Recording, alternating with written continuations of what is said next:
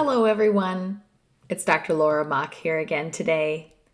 Today is mid-March, and I just got home from a trip to see my nieces and nephews and my brother and his wife in Phoenix, Arizona. I took my youngest kid with me, and we stayed at a fun little resort for a night and just played in the pool and enjoyed the sunshine. And when I came home, it wasn't even cold outside. I think winter is finally behind us. I'm so relieved and grateful. And I'm also grateful for you guys who are listening to my video here tonight.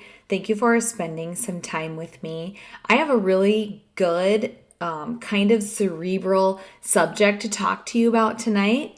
Before I get started, I just wanted to remind you that every single time you like something or give me a comment or subscribe, it makes a difference, a real difference. I was just talking to some of the people that I've already coached, and it's so wonderful to hear some of the feedback that I've been getting. I'm so excited to be available.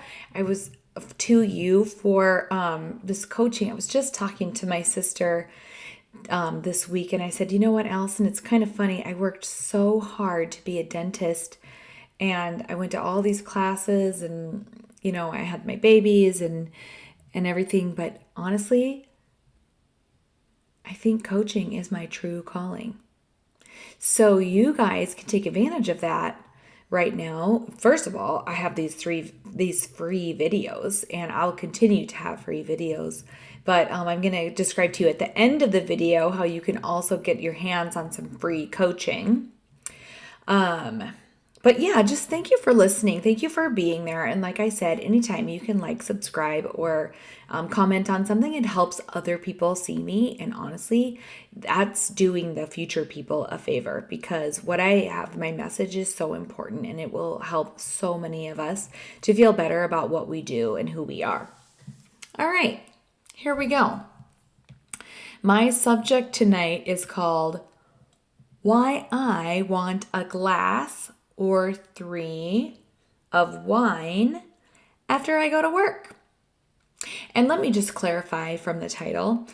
We're talking about wine in the title, but it can be anything that we turn to as practitioners when we're feeling tired and overwrought after we have been with patients all day, and our employees and our kids and stuff. I know it can be a real challenge to just continue to take care of everyone. So what I'm going to do is I'm going to back up for a minute, and I'm going to talk about the organism that is the human body. And more specifically, again, I'm going to be talking about our brains. I'm going to start there, and then we're going to take a journey into specificity and talk about us as dentists next. So, why do I want to have a glass or 3 of wine after work?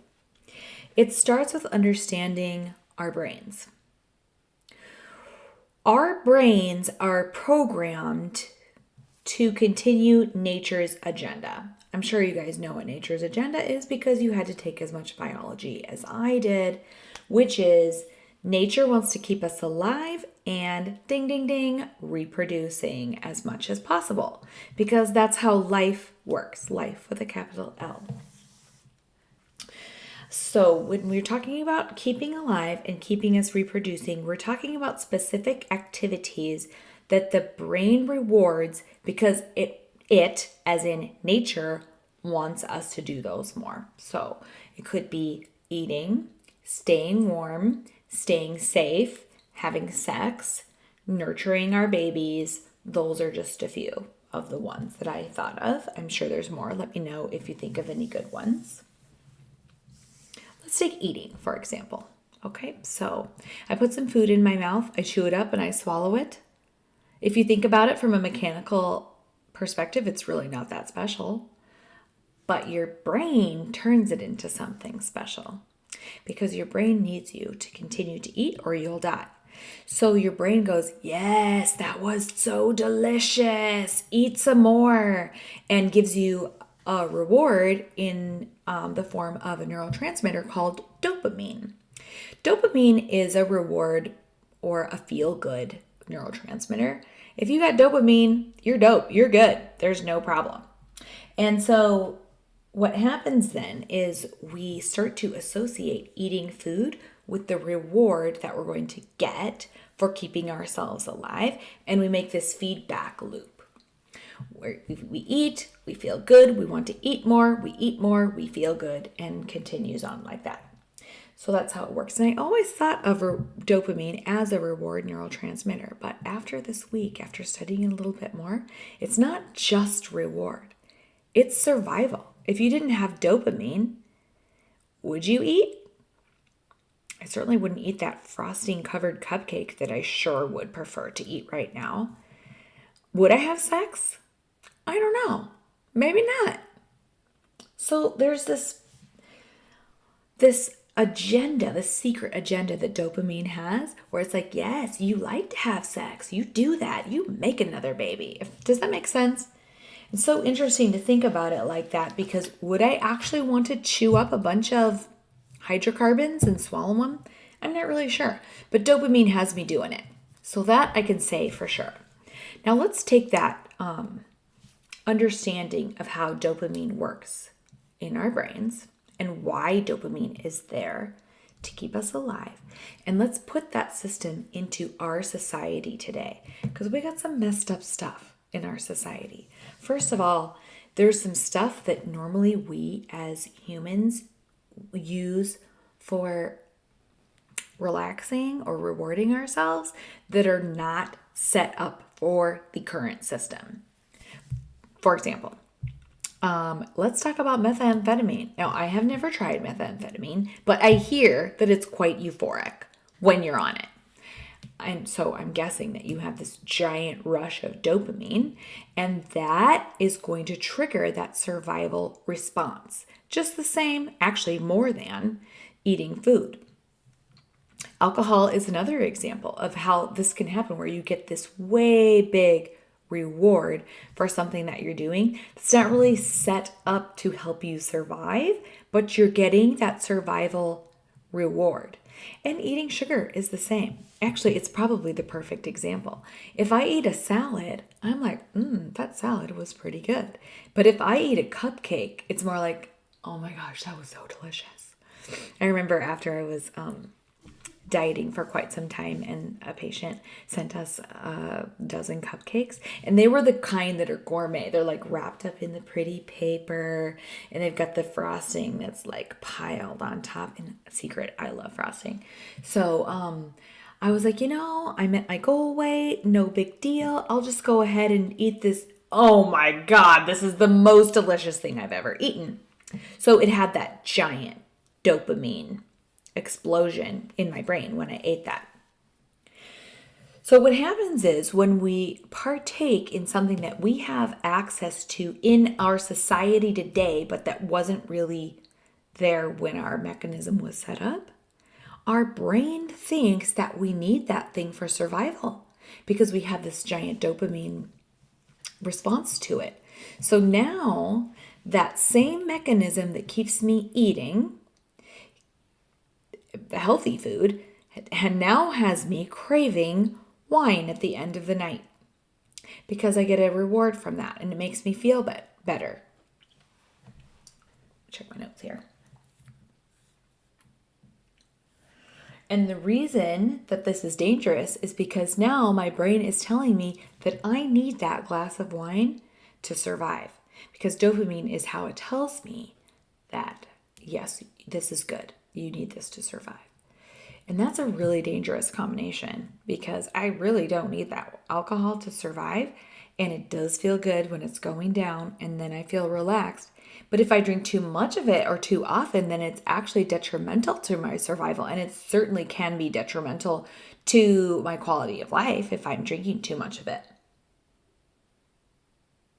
And the really insidious part about this whole thing is that in our society today, it's extra dangerous, because it's not like the sugar is just here and there, or the alcohol is just there if you seek it out.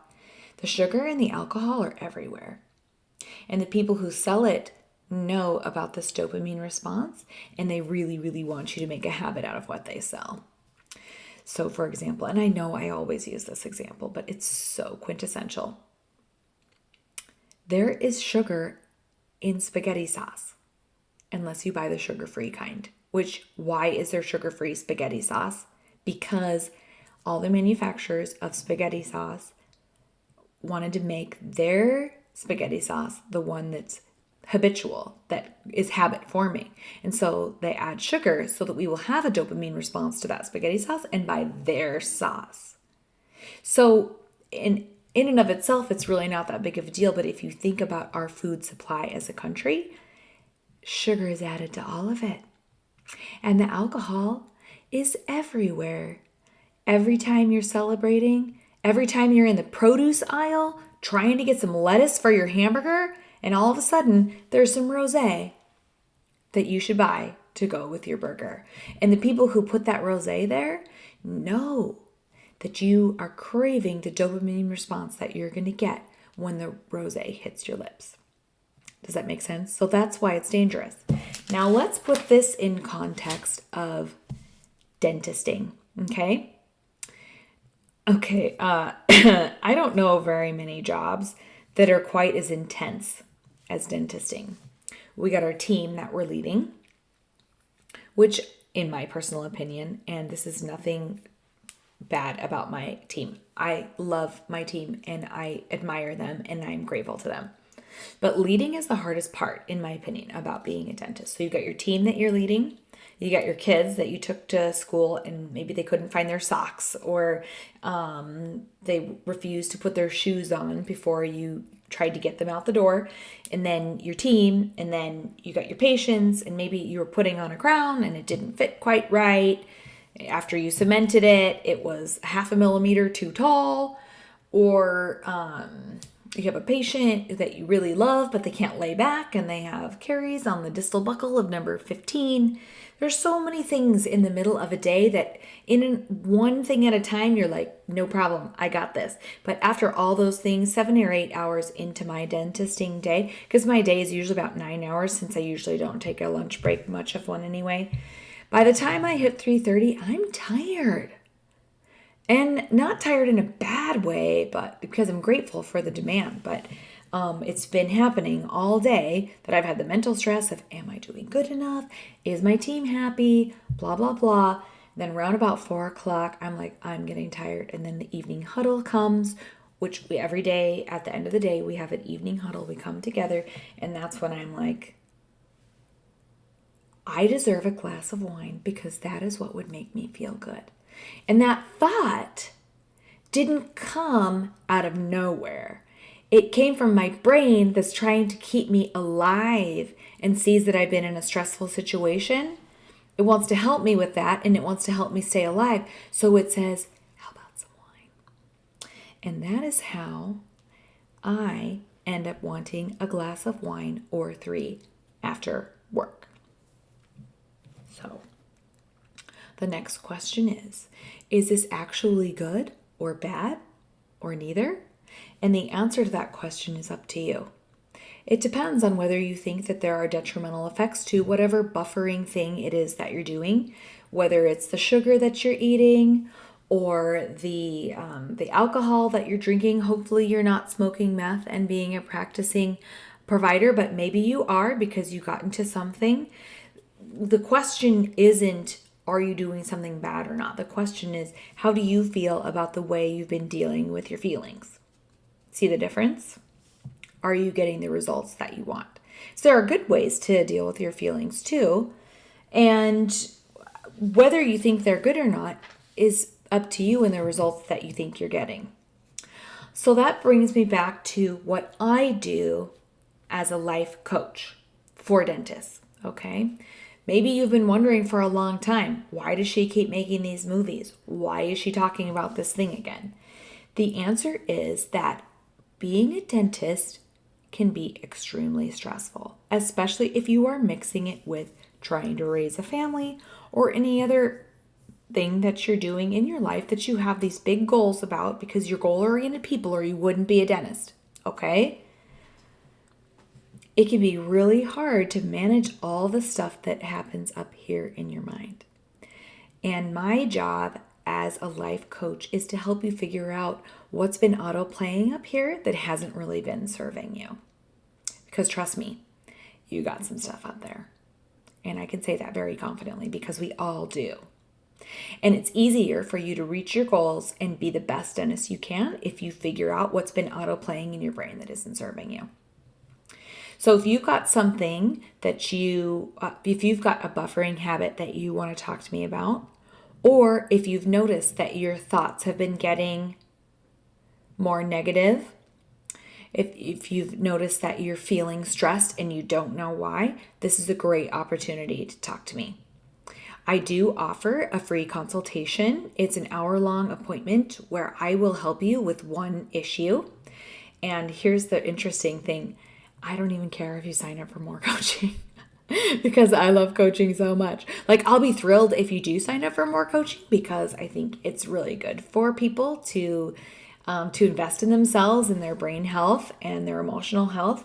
And I don't want to brag, but I'm a natural at this, you guys, and I'm a dentist. So if you're a dentist and I'm a dentist and I can speak your speak and we can spend a few hours together after your free one, just helping you get to know yourself, I'm just going to let you know it's a slam dunk of a deal. But even if you don't decide to do more coaching with me, I would be thrilled to hear from you. So this is how you do it. Get onto my website. It's just thelifecoachforbusydentist.com. And if you can't remember that, however you are seeing this video, it's attached to a link to my website. All right, and you can find me on Facebook too, Dr. Laura Mock, and on YouTube. So you go to my website and you click on the banner right underneath my picture. It says, book a free session with no commitment. And it's absolutely no commitment whatsoever. You don't have to put in your credit card. You do have to fill out a little form for me. It's super quick, just to let me know what's on your mind. And also, you actually have to put it on your calendar, which actually might be your biggest speed bump to coming to see me. Not coming, but trust me, it's totally going to be worth your time. And I'm so excited to meet you anyway. Let's make a friend, right? So that's all I have for tonight. I'm super excited to hear from you. Again, always appreciate likes, comments, and shares and subscribes. And thank you so much for sticking with this video. I know it was a little bit longer than normal, but I think you'll be rewarded for listening to the whole thing. Thanks, guys.